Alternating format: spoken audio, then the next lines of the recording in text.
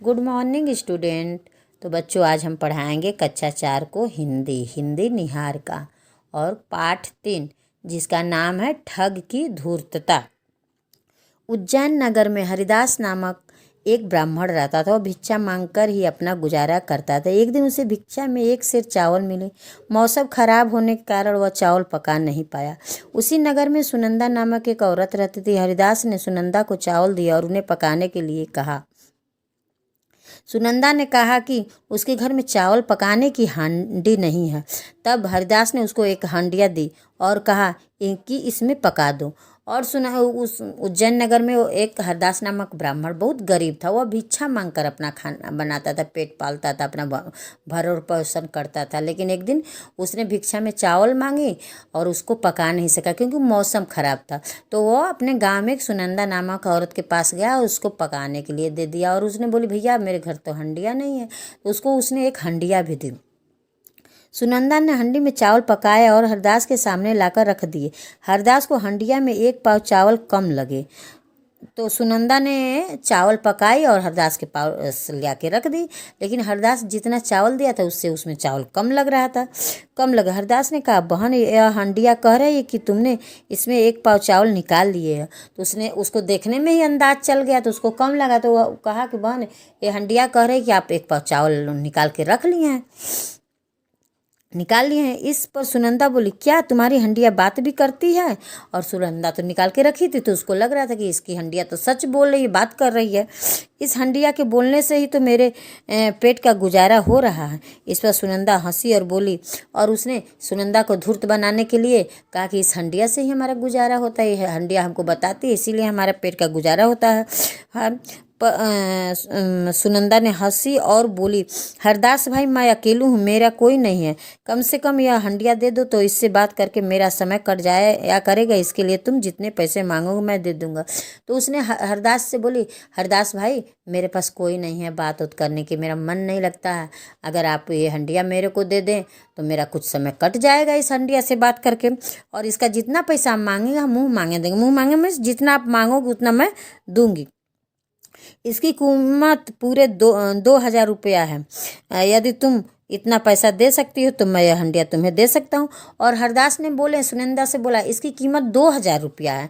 अगर आप मुझे दे सकती हो तो मैं आपको दे दूंगी। ठीक है, मैं इतना पैसा तुम्हें दूंगी। और सुनंदा बोली, ठीक है मैं इतना पैसा आपको दूंगी। यह कहकर सुनंदा ने हरदास को 2,000 रुपये दिए और हंडिया ले ली। हरदास रुपये लेकर चला गया और सुनंदा ने 2,000 रुपया दे के हंडिया ले ली। सुनंदा ने उत्साह के साथ हंडिया के सामने एक गिलास लाकर रखा और हंडिया से पूछा, हंडिया बता मैंने क्या लाकर रखा है। उसने जल्दी से एक गिलास लाकर रखी और हंडिया से पूछी, बताओ मैंने क्या लाकर रखा है। तो कहीं हंडिया बोलती है? आप लोग के घर हंडिया है, घड़ा उड़ा बोलता है बच्चों?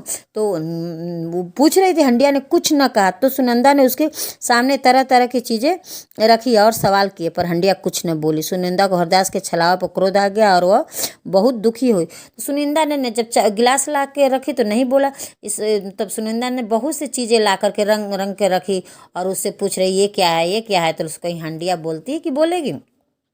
अब सुनंदा को हरदास के छलावे पर बहुत क्रोध आया और बहुत दुखी हुई। उधर हरदास 2,000 रुपये लेकर जा रहा था। रास्ते में एक सुनसान रास्ता पड़ा। रास्ते में एक कुत्ता उसके पीछे लग गया। तो हरदास ने उसको पकड़ कर रस्सी में बांध लिया और अपने साथ लेकर चल पड़ा। तो उधर जा रहा था हरदास, उसको रास्ते में एक कुत्ता दिखाई दिया। उसके पीछे पीछे कुत्ता चल रहा। तो हरदास ने उस कुत्ते को रस्सी में बांध कर लेकर जा रहा था। उधर से ही एक अफसर घोड़े से गुजर रहा था। उसने देखा कि हरदास कुत्ते पर सवार होकर जा रहा है। इस पर अफसर ने हरदास से कहा, भाई यह बताओ तुम्हारा कुत्ता अच्छा है कि मेरा घोड़ा अच्छा? उधर से देखा कि एक अफसर ने घोड़ा पर आ रहा है। तो उसने हरदास से पूछा, हरदास भाई यह बताओ तुम्हारा कुत्ता अच्छा है कि मेरा घोड़ा? आपका घोड़ा मेरे कुत्ते के मुकाबले कहीं से भी अच्छा नहीं है। और वो हरदास ने बोला, आपका जो घोड़ा है मेरे कुत्ते के मुकाबले कहीं से भी अच्छा नहीं है।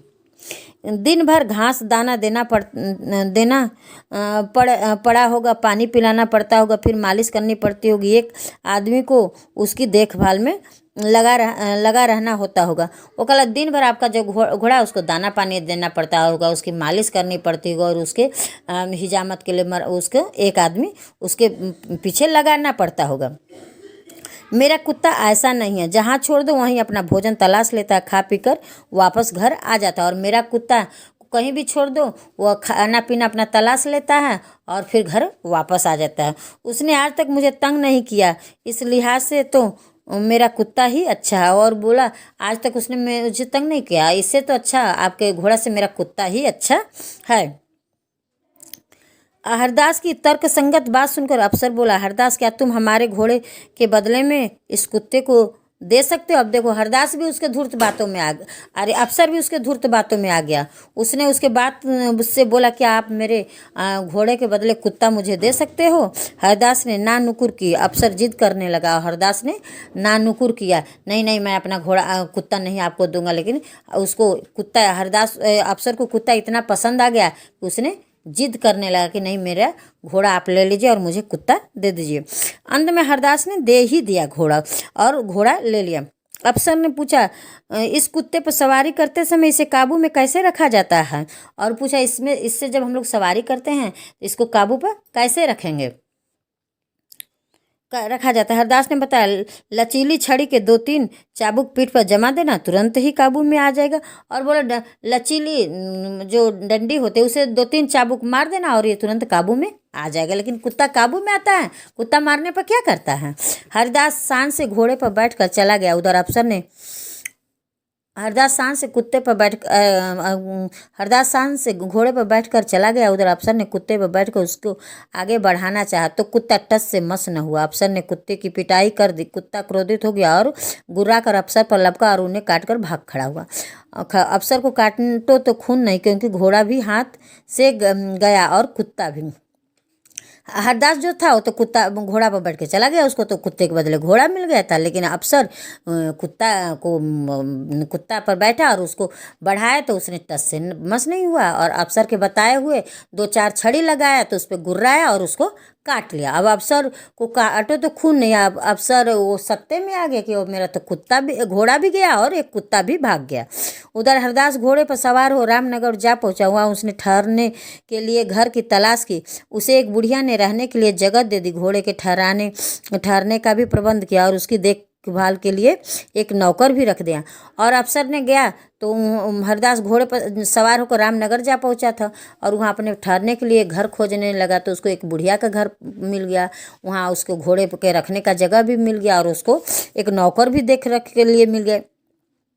एक रात बीत गई। हरदास अस्तबल गया और उसमें घोड़े की लीद में कुछ रुपये मिला दिया और बुढ़िया से आकर बोला मेरा घोड़ा रुपयों की लीद करता है।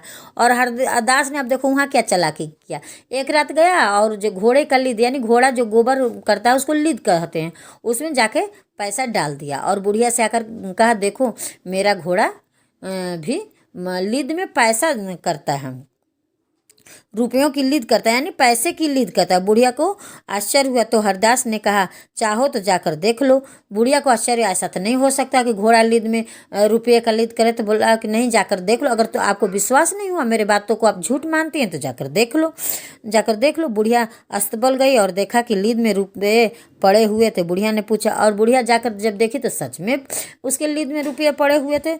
बुढ़िया ने पूछा रोज कितने रुपये मिल जाते हैं? हरदास ने कहा रोज ही करीब 1000 रुपये घोड़ा लीद में देता है। और बुढ़िया बोला कि आपके घोड़ा लीद में कितने रुपया रोज दे देता है? तो बोला 1000 रुपया तक तो दे ही देता है।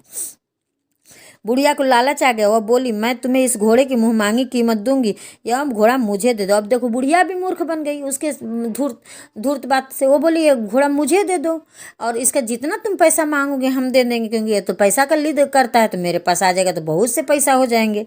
हरदास ने पहले ना नुकुर की, फिर 10,000 रुपये में घोड़े को बेचकर वह वहाँ से चला गया। और पहले वो ना नुकुर किया, सोचा कि पहले एक बार में हाँ कर देंगे तो ये शायद न ले, इसलिए बोला नहीं मेरा घोड़ा मुझे चाहिए, मैं नहीं दूंगी। जब वो ना नुकुर किया तो बहुत जिद, नहीं दे दो जितना लोग उतना हम आपको दे देंगे। तो उसने 10,000 रुपया में उसको वो घोड़ा दे दिया। इधर सुबह बुढ़िया ने अस्तबल में जाकर लीद देखी तो वो उसे वहाँ लीद के सिवा कुछ नहीं मिला। वो काफ़ी देर तक उसने इंतजार किया पर उसे लीद में रुपए नहीं दिखे। और बुढ़िया बहुत खुश हुई कि मेरे को तो घोड़ा मिल गया, और आज सुबह लैट्रिन करेगा वो, जैसे लीद करेगा तो मेरे को उसमें रुपया मिलेगा। वो सुबह जल्दी से उठी और जाके अस्तबल में देखी कि मेरा घोड़ा तो लीद किया होगा, लेकिन उसमें तो लीद में उसको कुछ नहीं मिले। बुढ़िया की समझ में आ गया कि वह परदेसी ठग कर चला गया। वह सिर पीट कर रोने लगी, और बुढ़िया की यह समझ में आ गया कि ये जो परदेसी वो मुझे ठग कर चला गया।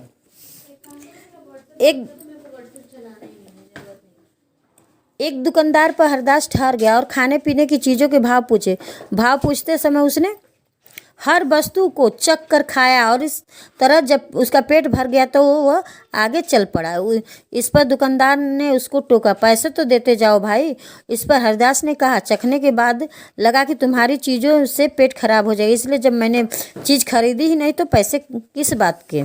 दुकानदार को क्रोध आ गया और दोनों में बहस होने लगी। तभी उधर से ग्राम पंचायत के मुखिया का काफिला गुजरा। बस बहस सुनकर रुक गया और मामला जानने की कोशिश की। अब देखो, अब वो बुढ़िया को मूर्ख बना के आगे बढ़ा और एक दुकान पर गया और सब चीज़ें निकाल निकाल के चख रहा था।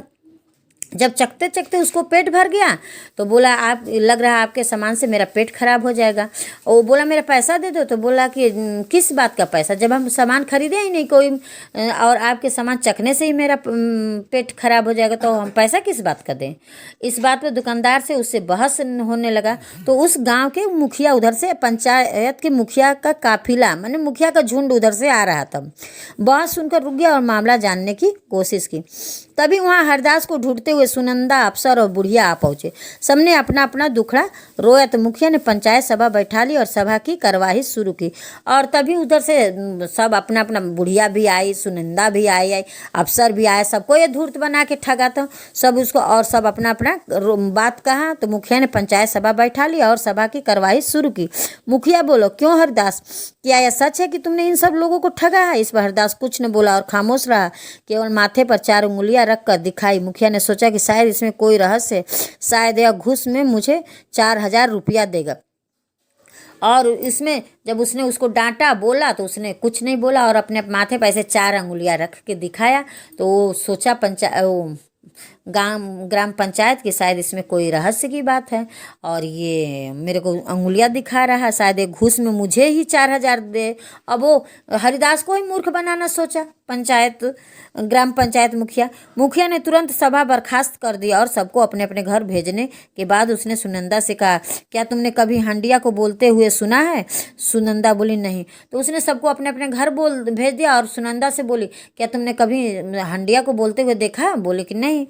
फिर तुमने हरदास को कैसे पैसा दे दी, तुम झूठ बोल रही हो। और बोला, जब बोलते तुमने देखी ही नहीं थी, इसके कहने पर तुम कैसे दे दी, तुम झूठ बोल रही हो, चली जाओ यहाँ से। और उसको भी मुखिया ने बाद में अफसर से कहा, क्यों साहब, आवारा जानवर अच्छा होता है या पालतू। अफसर ने जवाब दिया, पालतू जानवर। मुखिया ने कहा, जानते हुए भी तुमने अपना पालतू जानवर हरदास को दे दिया और उसका आवारा कुत्ता ले लिया, तुम अब झूठ बोल रहे हो। अफसर भी शक पकाकर चला गया।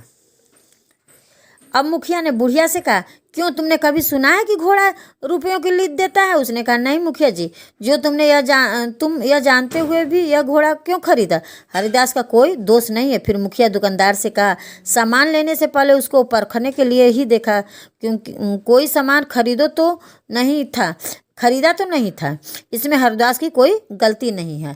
और बुढ़िया को भी बोला, क्या तुमने कभी देखा है कि घोड़े के लीद में पैसा रुपया होता है, फिर भी इसको तुमने कैसे घोड़ा इससे खरीद ली। बुढ़िया ने भी बोला, बुढ़िया को बोला, तुम झूठ बोल रही हो। उसी तरह दुकानदार से भी बोला, खरीदने से पहले कोई भी सामान को परखते हैं और परखने का पैसा तो नहीं दिया जाता है।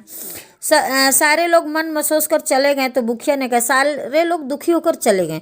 तो मुखिया ने कहा, लाओ 4000 रुपये निकालो। इस पर हरिदास ने कहा, मैंने 4000 रुपये देने के लिए कब कहा था। मैंने तो माथा पर 4 अंगुलियां यह कहने के लिए रखी थी कि मेरा नाम 4 अक्षरों वाला है। इस पर मुखिया खूब जोरों से हंसा और फिर अपना बेस हटाकर कमर से लंबा चाकू निकाला। उसने कहा, मैं तो अब 4000 देने के लिए नहीं कहा था, मैं तो अपने नाम का बताया था कि मेरा नाम 4 अक्षर वाला है। इस पर जो मुखिया बना था खूब तेज से हंसा और अपने कमर से चाकू निकाला तो हरदास डर गया। मुखिया के रूप में वो उस इलाके का खतरनाक डाकू मंगल सिंह था, और वो मुखिया नहीं था, उस इलाके का, उस शहर का डाकू था, और उसका नाम था मंगल सिंह।